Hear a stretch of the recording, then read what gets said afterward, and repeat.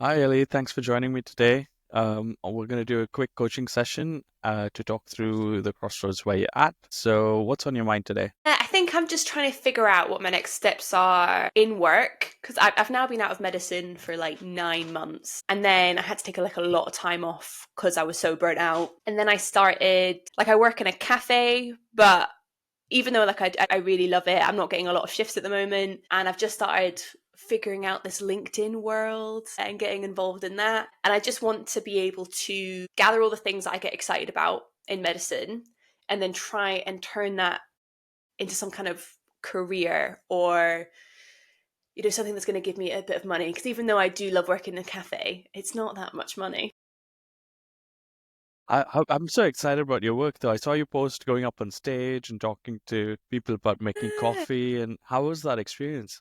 It was so much fun. So we were on stage for like 4 hours, and so it was a bit sweaty up there, but it was just really good fun to get asked like these philosophical questions. And we went even before we went on stage, we were in a green room and all, and then we were getting given snacks, and like it was just so exciting. It was just something that I'd never really experienced before, and it was just a really fun day. And then they also paid us to perform, so Wow. it was like a legitimate like working day, and it was really nice. And even people now, because Glasgow's not huge, and even now I have people come up to me and they're like, "Oh, you're Ellie. Like, I love Earth, Wind, and Fire as well," because that was one of my answers to the question. They were like, "What's the best song ever made?" And I was like, "Boogie Wonderland" by Earth, Wind, and Fire, obviously. And yeah, it was really fun. It was a really cool day. That is so much fun. So you left medicine and now you're enjoying the life on the pretty much the opposite spectrum of things where you're not really in a high stakes environment at all, and that's quite different. And so now you're sort of coming to a new crossroads. Hmm. And so for this session today, let's talk about this for the next 30 to 40 minutes or so. What would be a really useful outcome for you to walk away with? Think just having a bit more of a direction for what I can do for work, because I think like I would love like a portfolio career. I feel like I didn't even know what that was until like 6 months ago, but I feel like that way of life would really suit me. It Okay. gives me like a bit of variety, and a bit more flexibility. So even just like if at the end, if I came up with a singular idea for income or a couple, and just give me something like a little bit more to work towards. Okay. And so just so that I get this right, are we particularly looking at sources of income in terms of the decision you want to make as where you want to commit your direction to? Am I understanding that correctly? Yeah, because even though like I love teaching, I love sharing information, at the end of the day, I also really want to pay my rent. So I would love to be Absolutely. able to do something that I enjoy and Yeah. also get a bit of money out of it so I can keep Yeah. living. Absolutely. And have you got a timeline in mind? Honestly, no, and maybe that's the problem. Okay. Yeah, because I thought my path was leave medicine, move back to Scotland, work in a cafe, see how I go. And then I've done all those stages. So now Hmm. I'm at a point where I'm like, oh no, I need to think of another plan. Well, not oh no, because it's exciting, isn't it? Like trying to figure it all out. Yeah. But yeah, I haven't really got a timeline either, which is bad. I've just kind of been guessing each step. Okay. That's okay. We can talk through that bit as well. But I'm curious as to what made this top of mind for you today. Sorry, say that again. What's made that important for you, enough for you to talk about today? I think it's because I I'm finally feeling better. Hmm. Unfortunately, with burnout, my health was really poor. Honestly, there was a little part of me that thought I was never really going to be able to work again because I was just so exhausted.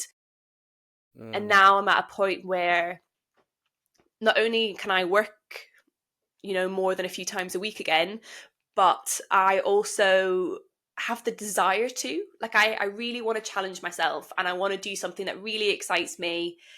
And I haven't had that feeling in a really long time. I've just been, for so long, I was like, I don't want to do anything. I'd look into the future and be like, I can't believe this is my life. This is awful. Whereas now I'm at a point where I'm like, do you know what? The future's exciting. I want to figure out what I can do, uh, and what I can learn. And that's really actually been like a new development in how I feel about everything. So that's why I want to talk. That's really exciting. So yes, there's that money side of it, but then there's also the drive and motivation to Hmm. do something that's coming back on as well. That's really cool. And paint a picture for me what being successful at making this work for you looks like. You mentioned enjoying your work, having a bit of an income. What else is in there? I love learning. I feel like that's why a lot of us become doctors, because medicine's continuously evolving and changing, and so you can learn forever. And I think that's really exciting. So I want to do stuff that, keeps me learning, keeps me expanding how I see the world, how I speak to people. Yeah, income, challenging. And I honestly, I love talking to people. I think that's another thing that I've recently discovered about myself. Like at uni, I was always like very loud and outgoing. And then unfortunately, going through burnout and working as a doctor, I became really quiet and introverted. And I'd convinced myself that actually, like, this is just the new me. I just don't really like people. Whereas like now I'm like, oh, do you know what? I do actually really like talking to people, and it's really good fun, and sharing Yeah. ideas and sharing information. So if I could incorporate all those things, that'd be brilliant. Yeah. So let's get a bit more specific. So that enjoy bit about enjoying your job, there's the people element in there. What else Hmm. makes you enjoy your job? If I find the topic interesting, Okay. and also if it's not too repetitive. Okay. If I'm doing the same thing over and over again. So for instance, like in the cafe that I work at, I make Mm. coffee, I make a bit of food, and that is repetitive, but the people aren't. So I'm always talking to people, and the things that we talk about is different, the day is different. That's really nice. But sometimes I help with clinical trials, and obviously it's like a Mm-hmm. questionnaire Yeah. that you need to ask. And so that is the same thing, like quite repetitive. And sometimes I can find that hard to keep Mm. doing. So there needs to be like a bit of a balance, I suppose, because there's comfort in repetitiveness, but also I need something to be new and exciting to keep me engaged. And which element of the newness is what excites you? Is it just the exposure to it, or is it an element of, oh, this is challenging and new for me, so I want to master it? How do you look at that? I think on a good day, I think it's the fact that it's a challenge that I want to master. And it's something that I just like really want to know. So, for instance, like one of my favorite things is I love listening to podcasts that are just about facts. Mm-hmm. I could just do that all day, every day. And so I just love learning these new things so that I can like share them with other people. The facts, the only person I really share them with is my boyfriend. He gets the whole brunt of it. Uh, but I do love that, like, I know all this information. I want to either teach it to you or share it to you. And I find that Yeah. really exciting. Yeah. I'll tell you what I've written down here. I've said knowledge hunger. Like I can feel the Yeah, hunger for knowledge right there. fair. Okay. Yeah. Okay. And in terms of the other side of it, so we said enjoyment, we've got a couple of factors in there, and getting specific about the income that you're looking for. And it's okay Hmm. if you don't want to talk about this in public, but is there sort of a rough figure? We know rents in the UK are extremely high, but is there sort Hmm. of like a rough number you have in mind that you want to talk about? If you don't want to talk about it, that's equally fine. I think eventually I would learn. I would love to earn like £50,000 a year plus. At the Okay. moment, I'm actually not really sure what amount I want, because I've gone from, I didn't earn that much money in Australia, but I went from being in Australia to Hmm. never worrying about money, and I could buy almost whatever I wanted. I had a car, I had all these things, and I've gone from that to like earning a lot less. And even though like I'm a lot happier, I have noticed that now I stress about money more, like quite a lot more than I used to. Okay. And so I would just like an amount where I'm not worried about Okay. buying things for myself. But the Right. actual like big amount doesn't matter too much to me. I just don't want to be worried about, like if my bike broke, getting that fixed, like that kind of thing. Yeah. Okay. Okay, fair enough. I think that paints a good picture, and I think you probably do have a number in mind with that, given UK's lifestyle and everything. Hmm. Okay, brilliant. So, in terms of figuring this out, what are sort of the areas that you want to dive into? Oh, I don't know. Like I honestly don't really know where to start. Sure. How have you been looking at it so far? Do you mean like the journey that I want to go on? Like early on, you sort of mentioned there's the world of LinkedIn, and then there's a couple of other jobs and a few other things that you're considering. Do you want to sort of talk through them? Yeah, okay, yeah. I'll tell you some of the ideas I had. I am enjoying, I never, it makes me sound like such a loser, but I am actually enjoying LinkedIn because I As enjoy am I. thinking of, yeah, it's honestly, it's quite good fun. And I think it's because, like, I do really love writing. Writing was something that I always loved, like creative writing. Hmm. But I'm dyslexic and I have ADHD. So I make a lot of mistakes when I write. So I always thought maybe it's not something that I could do. Okay. Whereas now I'm actually writing these posts and then my boyfriend checks the spelling.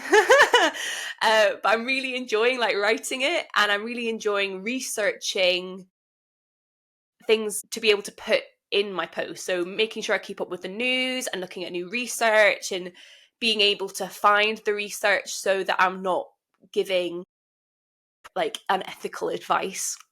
Mm. So I'm really enjoying that. I think like writing Okay. is something that I'm having a lot of fun doing. Sure.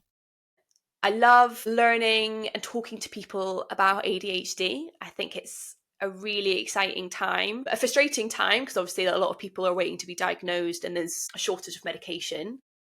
But I Yeah. think it's a really exciting topic, and there have been so many women been left behind. Like the Mm. Guardian did an article, I want to say yesterday or the day before, and it was a lady in her 70s that got diagnosed, and all Wow. of a sudden her life made sense, and she was like, I feel like I've wasted decades of my life, because unfortunately with ADHD you get a lot of anxiety and depression. You get like this Yeah. cyclical depressive cycle, and yeah, and I think it's great that people are talking about it, and hopefully the more people talk about it and the more accepted it is, the less stigma there is around the topic, and it can Mm. just be seen as like a As a a trait, normal. which it is. Yeah, Yeah. exactly. So I really enjoy that. Okay. And so if you were to look at LinkedIn against this sort of criteria of enjoyable life with a decent income that we were considering earlier, how would you rate it against those things? So if I could earn, do you mean if I could earn lots of money just like working on LinkedIn doing all my posts and stuff? I guess, yeah. Yeah. That's one Yeah, way. that'd be a great way to live. I'd have such a good time. Okay. So on a scale of 1 to 10, how much do you love it? Maybe like an 8 at the moment.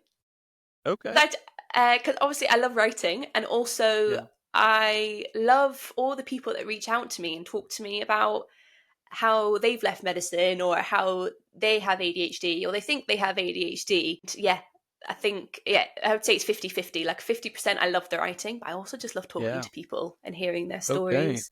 Yeah. And I can see the elements around knowledge and sort of the knowledge hunger being satisfied when you're searching. And then you've hmm got the non-repetitive nature of it. What do you not like about LinkedIn or like doing that sort of creatory bit? I think unfortunately social media, because it is a social media, and unfortunately with social media if I'm on it too much it can make me feel quite drained, so I do really have to be careful on how much time I spend on it. Hmm.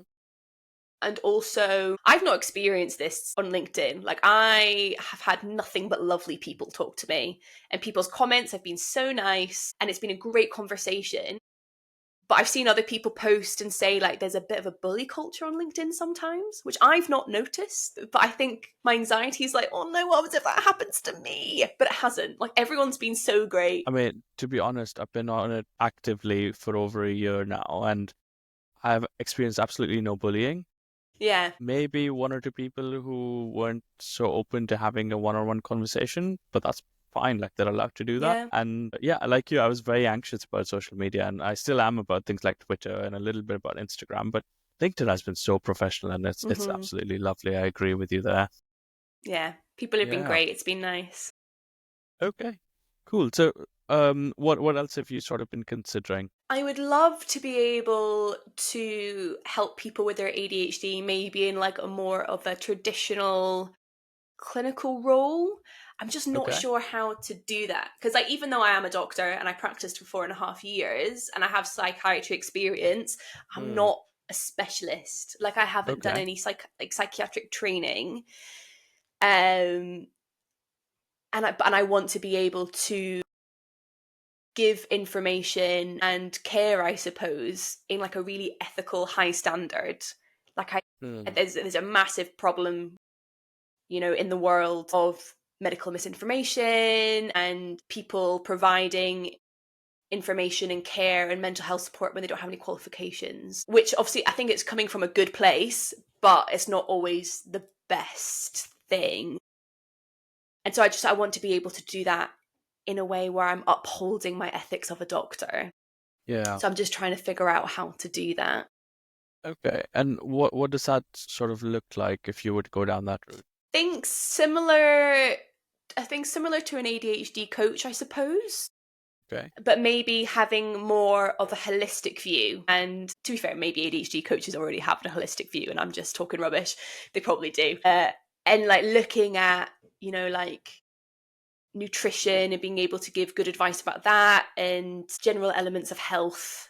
And obviously like using a lot of science and research to be able to make people's lives a bit better. And maybe even like have a community for like women in industry or as a doctor, that have these high functioning jobs that are really hard, and just like give them a space to meet people that are going through the same thing. Yeah. Because like I know for me, working as a doctor, unfortunately, like my whole life's been a bit hard. Like ADHD just it can cause that. It does that to you. Yep. Yeah, exactly. But as a doctor, it was really hard. Like I would spend so much of my time crying in cupboards, in toilets. Like I was just so overwhelmed and couldn't understand why. And now I have all the answers to, not all the answers, but now I understand that a lot more. Yeah. And it'd be really lovely to be able to support other women or just people in general through that and just know that they're not alone, because I felt really alone. Like I just couldn't understand why I felt like life was so much harder than everyone else. I just couldn't get it. Yeah. So that would be. And what's giving you that feeling or intention to want to create that community and support and give back? I mean, you could equally say that like, oh, I figured it out for myself. I have a better life now, and like I'm just going to live in my cocoon. But you're telling me that it's a lot about the people and a lot about helping others going through what you've gone through. Appealing about that for you. It sounds so cliche, but I really love helping people. And that was one of the major reasons why I became a doctor in the first place. Because I wanted to be able to, be compassionate and support people. Unfortunately, being a doctor, that always wasn't the case. There were definitely some patients where I'm like, oh, I've really done something good for you. But, in the NHS, your time is really sparse. A lot of the time, I didn't really feel like I was helping people that much. You're just kind of putting a plaster on and telling them to like go on, and you'll probably see them again in like a few months or whatever. But I do genuinely really love helping people and being nice to people. And if I could incorporate that into like my work, that would be really nice. Okay. And apart from sort of looking at it from perspective of maybe becoming a coach, is there another way you can serve the same group of people under that clinical ADHD role setting? Not sure, to be honest. I have chatted to, do you know Hannah, who does health career transitions? Yeah. And she was like, oh, I think you should do like a YouTube channel. And then you can like talk about your experiences and teach people from that perspective, which I'm thinking about, but simultaneously that's so scary. Like I'm really intimidated by that. Okay. But apart from those two ideas, I can't really think of how else to execute it. Okay, sure. And what are your thoughts on going back into like the medical training, psychology, psychiatry route and doing any of those roles? The super traditional roles. Yeah. So even though if I ever went back into medicine, I think the only one I would do is psychiatry. But unfortunately, like I can't do night shift and I can't do that many on calls if they go like late into the night, because it makes me so unwell. And so I need to prioritize my health to try and avoid that significant crash that I had before. I wish it wasn't the case. Like, I wish I could just go back, do psychiatry. It would make my path a lot easier. But unfortunately, I do need to prioritize my health. And I just don't think going into psychiatric training would be beneficial to me. What made you say that it might make it path easier? Because as a doctor, it's all kind of just like decided for you, as in like you pick your specialty and you just have that focus of like, that's where I need to Yeah. go. And then, you know, you've got core training, and then you complete core training, and then you go into specialty training, and it's just kind of that more simplified path. Whereas right now, like even though it's exciting that the world is completely open for me, it's quite scary and intimidating because it's something that I've not had to experience before. Okay. And so, for example, if there was, you know, the path to the clinical traditional training route is very well laid out. But say, for example, the path to becoming a coach and serving clients that way was equally well laid out. How would you compare the two of them? Honestly, I don't know, because the thing that's keeping me away from medicine is the lifestyle. And I know that, you know, with other jobs, including like the coach aspect, I'd be able to go to bed on time, and I would be able to like still do my hobbies and still be able to, you know, manage my life a lot Yeah. easier. Yeah. And I guess that's the whole reason we're here in the first place, right? Like you Yeah. went that way, it didn't work for you, and you learned the hard way, and we're back. Okay, brilliant. So we've talked about LinkedIn, we've talked about the clinical, like more patient-facing or service role. What else have you been considering? For a while I was and I still am interested in like femtech. Okay. But I remember speaking to someone who was saying, she was like, femtech's an amazing industry to go into, but she was like, you need to take into account that, you know, you burn out before and you're probably still in quite a sensitive place. And she was saying that she knows people that have gone into tech and have burnt out again, because it's like, it's an exciting, but it can be quite a demanding industry. So that kind of scared me off a little bit. Okay. Is there a version of that that might work for you? I suppose it'd be cool if people had either started, like, done a startup, or they were doing an app or something like that, and they needed, is it called a founder's associate, when someone like Yeah. gives advice and kind of helps build the product Mm-hmm. or the company.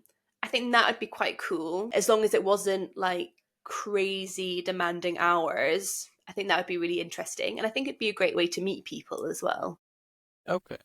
And if we rate that on a scale of 1 to 10, how much would you give it? I've never experienced before, so I don't know. It sounds really exciting. So maybe like a 7.5?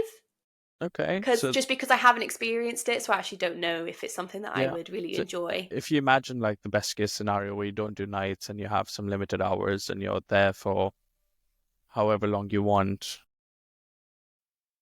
that would be a 7.5 on 10 for you. Maybe more like an 8.5. I think it does sound exciting. It's something that I would like to try.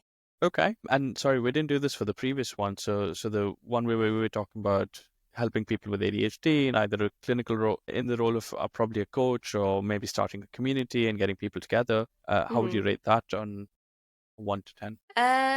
Maybe like a 9, because Okay. I think that would be really fun. Okay. 9 on 10. Okay. And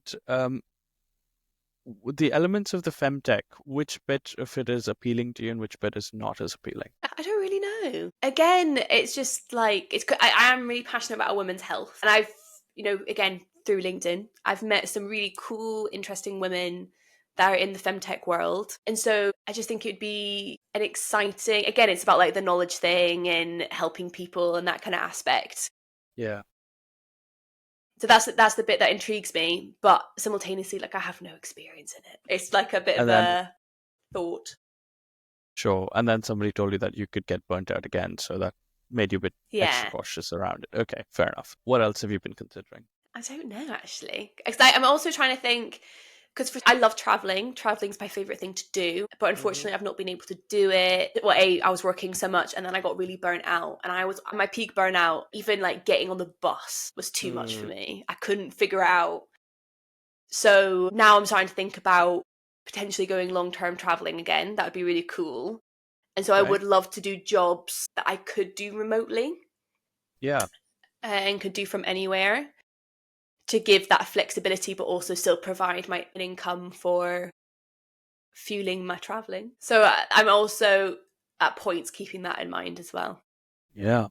So I like that. So we've in terms of the lifestyle you want around it, yes, you want to enjoy your job and get a particular income, but you also want your sleep, you want to be able to do your hobbies, you want to be able to travel, and there's an element of flexibility that like you're looking for as well. And I think that's important to recognize that it's and like consider that when you're making these choices.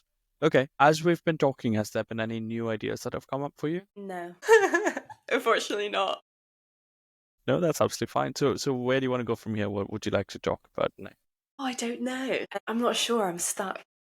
That's okay. So we started off by saying that like at the end of the session we'd like to get a direction in terms of where we want to get to. So let's just take a moment to think about what it would look like to know that you've got the right direction. What comes up in your mind in terms of how you're going to feel, who you're going to be when you've figured out that, oh, this is the direction I want to go to. I want to feel excited about the direction that I'm going to go in. Okay. I think I probably just need to reach out to some people as well. Okay. I was speaking to someone recently. They knew someone that was a doctor, but burnt out, was missing a lot of their child's life, so they quit. And now they're a health coach. And Okay. they actually feel like they're helping people a lot more than when they were a doctor. So maybe that's something to think about and talk to people about. Okay. I don't know if this is like the doctor in my brain, but I want to do some more legitimate learning, maybe qualifications or certifications or something about ADHD. Because Okay. even though like I'm teaching myself all the time and I'm looking at the literature, I think it would be beneficial to do some of that learning. And now that I'm like thinking about it, I feel like all these bits are actually fitting towards the coaching part of Okay. it. Yeah. I think I'm just a bit intimidated by it all, and I think I want to do a good job, Mhm. and I want to be helpful and safe and ethical. And so that's making me a bit anxious because I want to do it right, Yeah. do no harm kind of. Yeah. What uh, makes you worry about that? I think because I just want to be it was the same when I was a doctor. Like I want to be a good doctor, and I Hmm. want to give people advice that's going to help them and Okay. not make things worse, or you know give people advice that isn't legitimate because I feel like that's wrong. You Mm. know? Does that make Yeah. sense? Absolutely. And I think as doctors, we're very much used to that because we get put into a prestigious program that says like, oh, at the end of this, we assure you that you'll be doing the right thing. And so even if we're practicing as per current evidence, we're at least practicing as per evidence, and that's the best we can do, right? In terms of saying, Mhm. oh, we're working with the best of our intention. Apologies for the interruption. I was saying that, yeah, I think we're very much used to the responsibility of doing the right thing, being part of a community, being part of a group, because we're constantly in check. We do regular ARCPs, we attend training, and we attend everything else so that something that we used to do 10 years ago may not be the right thing to do for patients today. And you kind of do have experience living in that world. I think you're right. It can get intimidating when you think about it from bringing the same situation to a place outside of medicine. And that's definitely a big consideration. So in terms of, so I sense this excitement from you and then I sense this intimidation from you. How do they sort of Yeah. weigh up against each other? I think I would love to say the excitement is overruling, but Okay.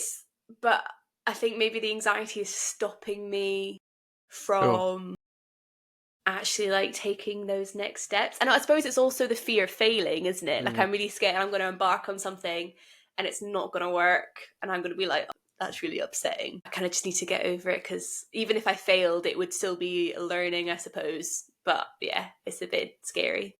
And what's the best thing that could come out of it? That I do really well. That I can provide some kind of help for people with ADHD.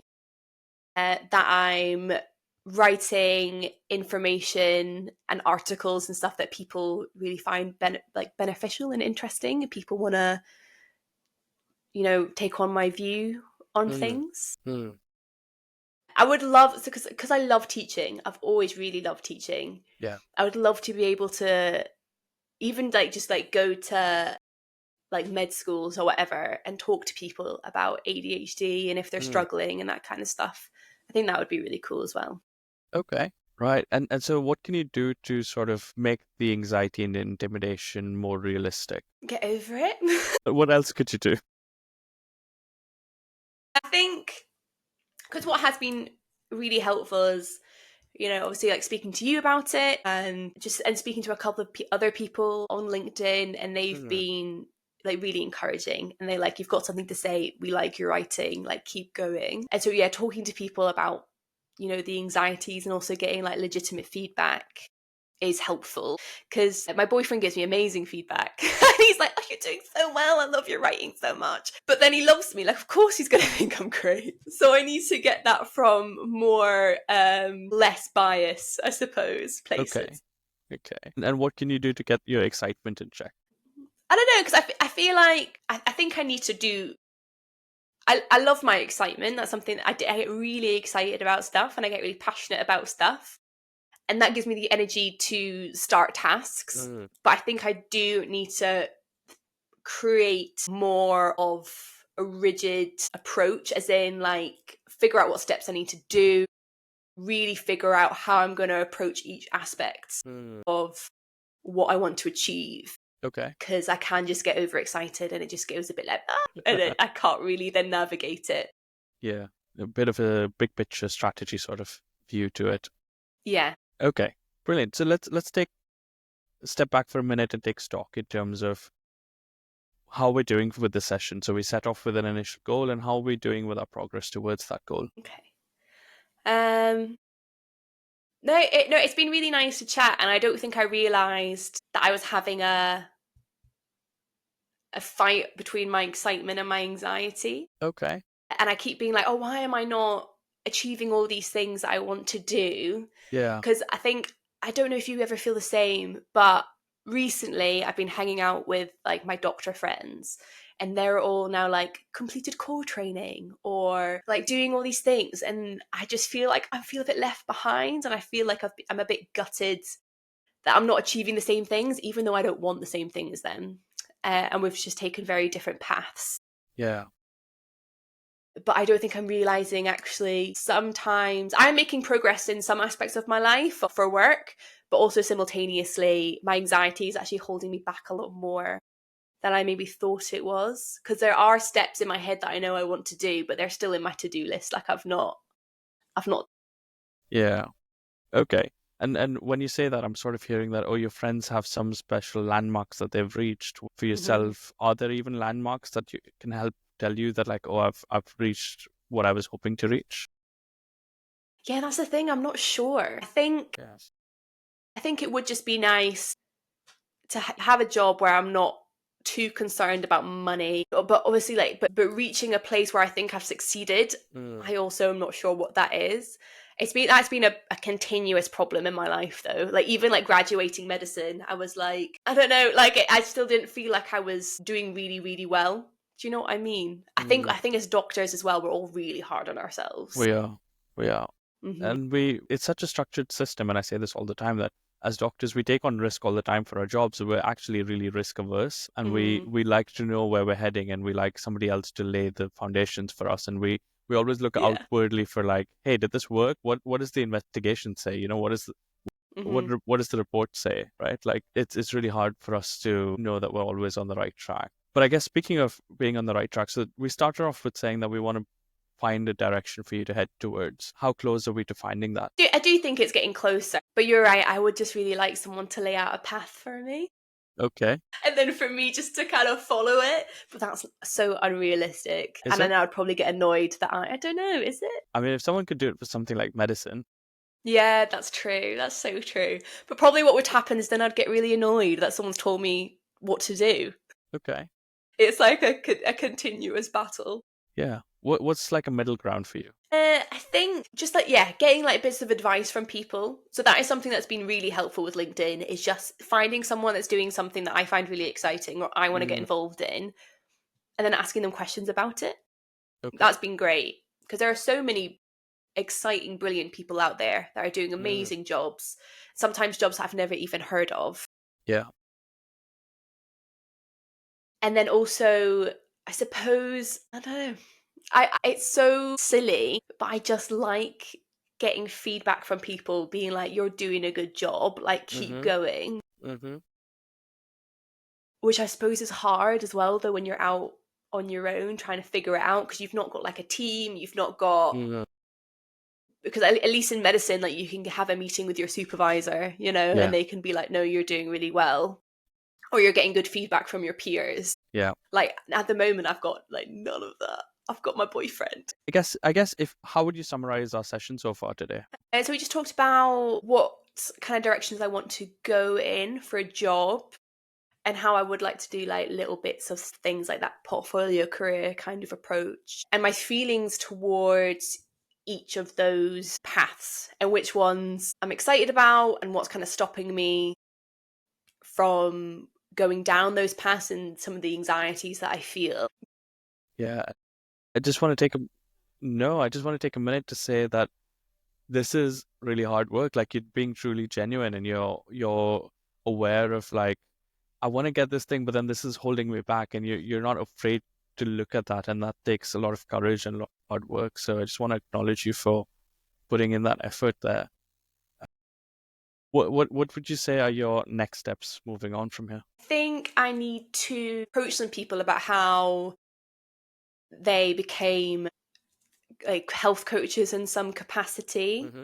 I think I also need to even speak to some like ADHD psychiatrists and see if there's any courses or teaching moments that they could offer. And I need to start, I suppose, because if I want to do coaching, then I want to be able to also get like a legitimate coaching qualification. So I also need to like look into that. Okay. Yeah, I don't know. Yeah, by the way, Again, like I think I just get really like paralyzed almost by everything that I need to do. Yeah. What do you usually tend to do when you get in this situation? Either write it down, Okay. or just like avoid it and just don't think, and just like go do something else. Sure. Which is bad. But no, writing it down is usually really helpful, and like breaking it down into steps that I can like tick off and be like, oh, I've accomplished this. Okay. And that'll like keep me going. Yeah. And who else can help you with that planning section? ChatGPT. Okay. Fair enough. To be fair, I generally do use ChatGPT though to like figure out my schedule for the day. Yeah. Because sometimes I find that really overwhelming, and they will give me time to like each hour what I should be doing, and I do genuinely find that really helpful. Interesting. Yeah, and I think it's really helpful as well for just like giving me some ideas of what I need to do. Obviously, some of the stuff it says is like completely, it's unnecessary, but sometimes it can like spark a new idea in my head. So I find it quite helpful for that. Yeah. But genuinely nothing beats like a pen and pad paper. and paper for me. I think it's like the physical ticking something off. Yeah. It gives me that little like dopamine rush of like, oh, I've accomplished something. Yeah, and then I've gone back to pen and paper as well. Yeah, 100%. Yeah. Brilliant. Okay. So just as we're wrapping up, what did you find most valuable for you in the session today? I think just having a space to talk through the ideas that I have, just not only to like verbalize them, because I feel like that cements things in your brain a bit more, but then having somebody asking curious questions about how I feel about things, about what direction I want to go in, and because you've not told me what I need to do, but you've been trying to get me to tell myself what I need to do, if that makes sense. Yeah, I mean, you've been doing it yourself, yeah. And I just think it's just been really helpful to talk through it. Okay. And also for you to resonate back to me that like these ideas that I have are not silly, they're not unachievable, but steps need to be taken to actually get it done, rather than just like sitting in my house like, please something happen, you know? Yeah. Okay, I'm glad to hear that. And what's something that we haven't talked about that we should have talked about? I honestly don't know. Do you think there's something that we should have touched on?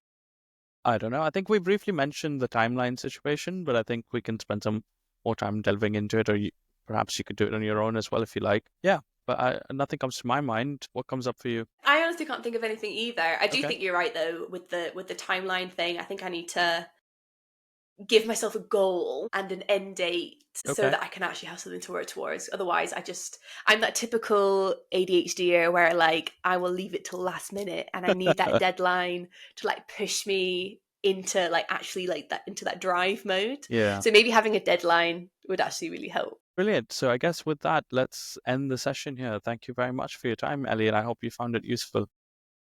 Yeah, likewise. Thank you for having me.